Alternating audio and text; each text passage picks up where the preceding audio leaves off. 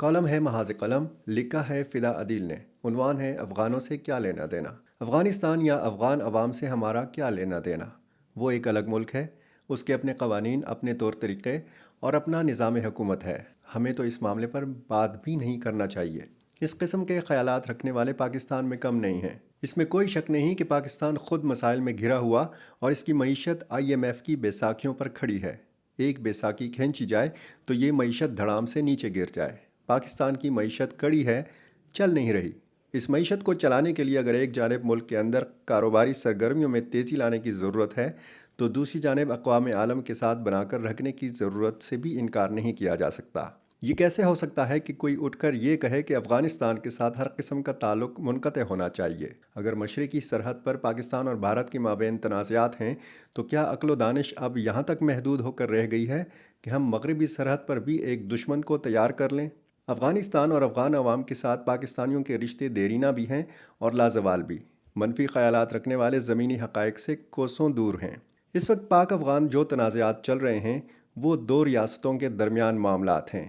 پاک افغان عوام کو آمنے سامنے بٹھایا جائے تو دونوں کے جذبات اور خیالات وہ ہرگز نہیں ہیں جو دونوں ریاستوں یا حکومتوں کے ہیں۔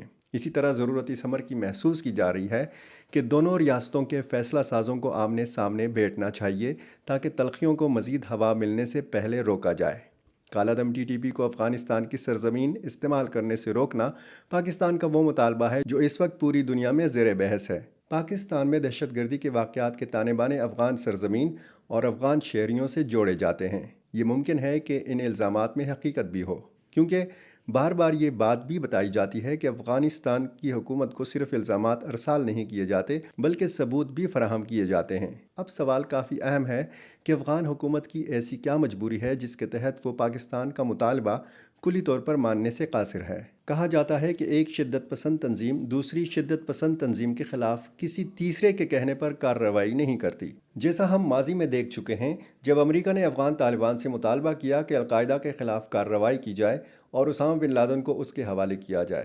ملا عمر نے اپنے ملک پر امریکہ کا حملہ تو گوارا کر لیا لیکن اپنا مہمان امریکہ کے حوالے نہیں کیا۔ اب بالکل وہی صورتحال نظر آ رہی ہے۔ امریکہ کی جگہ پاکستان نے لے لی ہے اور القاعدہ کی جگہ TTP نے۔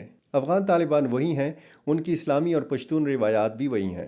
دوسری مرتبہ افغان طالبان برسر اقتدار آئے تو بتایا گیا تھا کہ طالبان ماضی کی نسبت خاصے بدل چکے ہیں۔ اب وہ سختیاں نہیں ہیں جو ماضی میں نظر آتی تھیں۔ یہ الگ بات ہے کہ خواتین کے حقوق، سزاؤں اور لڑکیوں کی تعلیم کے حوالے سے مغربی تنظیموں کے خدشات بھی موجود ہیں۔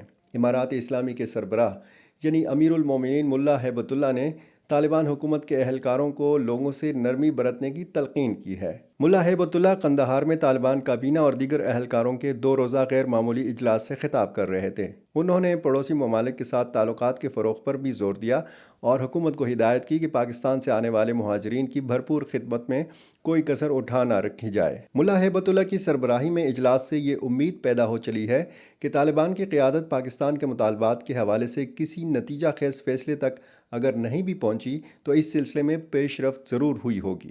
اس معاملے پر محض بات چیت کو ہی پیش رفت قرار دیا جا سکتا ہے، کیونکہ افغانستان اور پاکستان کے طالبان کو ایک ہی سکے کے 2 رخ قرار دینے والوں کا خیال ہے کہ افغان طالبان کبھی بھی پاکستانی طالبان کی سرپرستی سے ہاتھ نہیں کھینچیں گے۔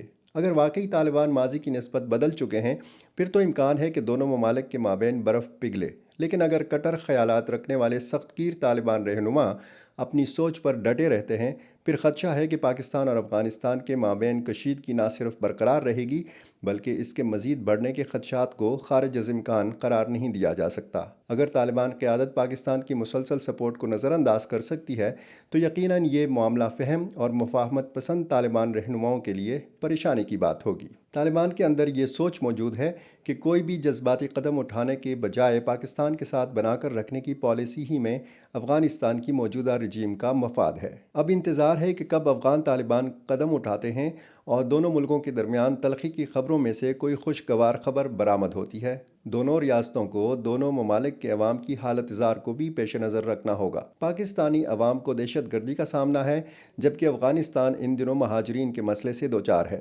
پاکستان سے واپس جانے والے لاکھوں افغان مہاجرین کو مسلسل رہائش اور خوراک کی فراہمی ایک بڑا چیلنج ہے۔ فوری طور پر لاکھوں افراد کے لیے روزگار کے مواقع پیدا کرنا کوئی مذاق کی بات نہیں ہے۔ یہ ایک بڑا انسانی المیہ ہے کہ لاکھوں مہاجرین کو جب ایک وقت کی روٹی ملتی ہے تو وہ دوسرے وقت کے کھانے کے بارے میں نہیں جانتے کہ وہ کہاں سے آئے گا۔ اب تو افغانستان میں ورلڈ فوڈ پروگرام بھی ہاتھ اٹھانے کے قریب ہے، جس نے خبردار کیا ہے کہ اس کے پاس فنڈنگ کی قلت ہے، جس کے سبب وہ پاکستان سے آنے والے افغان خاندانوں کی مدد جاری نہیں رکھ سکیں گے۔